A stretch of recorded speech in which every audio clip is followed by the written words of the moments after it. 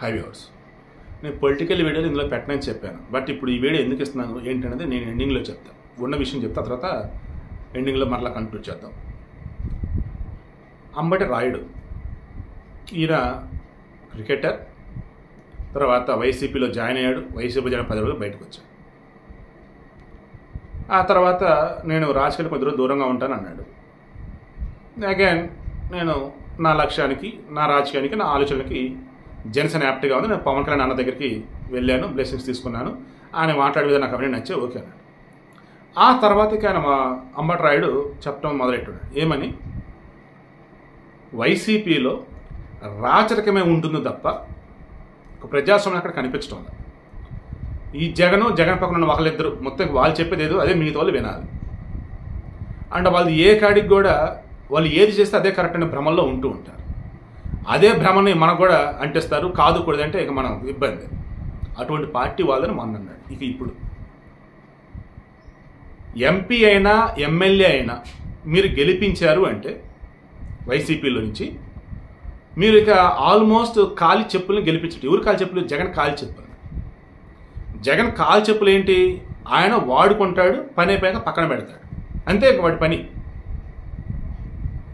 ఈ వైసీపీలో ఉండే ఎంపీలైనా ఎమ్మెల్యేలైనా అంతే. వాళ్ళు గెలుస్తారు, వాళ్ళు గెలవడం ద్వారా జగన్ రెడ్డి ముఖ్యమంత్రి అవుతాడు, ఇంకంతే వాళ్ళు పక్కన పెట్టేస్తాడు. మరలా ఎన్నికలప్పుడు మరలా చాలా క్లారిటీగా చెప్పాడు.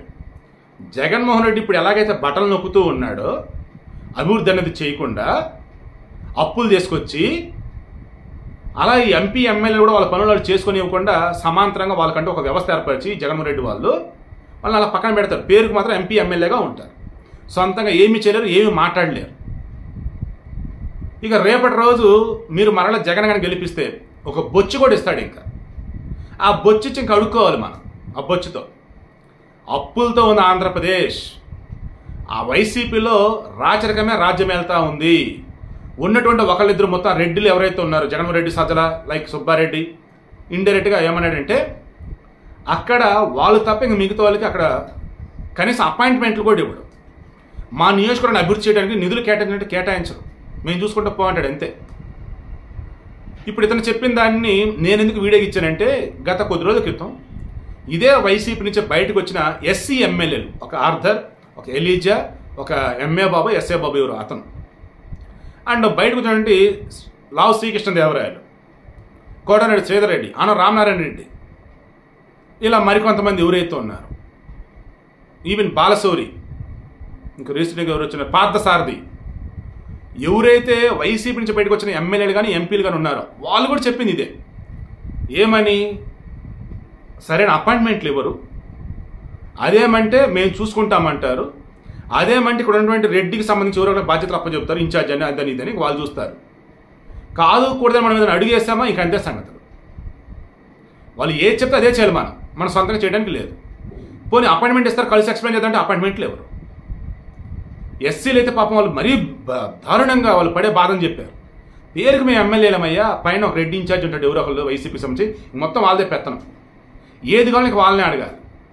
డక్కా మాణిక్యవరప్రసాద్ గత కొద్ది రోజుల క్రితం తాడికొండలోను గుంటూరులోను మాట్లాడుతూ ఓపెన్గా చెప్పాడు, సమ్ రెడ్డి అని అక్కడ 2-3 రెడ్డిలోని వాళ్ళ పేర్లు ప్రస్తావిస్తూ, నాకు జగన్ రెడ్డి అపాయింట్మెంట్ ఇప్పటి చాలు, నాకు ఇన్ఛార్జ్కి ఎందుకు ఇచ్చారు, ఇన్ఛార్జ్ ఎందుకు తీసారో నాకు తెలియటం వల్ల నాకు అపాయింట్మెంట్ ఇప్పించండి అయ్యా నాకు ఆయనతో అన్నాడు. అంటే ఎంత దారుణం మీరు చూడండి. అదే ఇప్పుడు అంబటి రాయుడు చెప్పింది.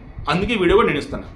ఇంకా వైసీపీకి ఓటేసేవాళ్ళు ఇంకా జగన్మోహన్ రెడ్డి చెప్పే మాటలు కనుక నమ్ముతూ, నా అక్క, నా చెల్లి, నా అన్న, నా తాత, నా అవ్వ, అవి మాటలే.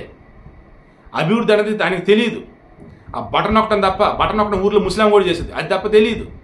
అప్పులు తేవటం, ఈ అధికారులు ఆ తాకట్టు పెట్టి ఈ తాకట్టు పెట్టి, ఏంది అది?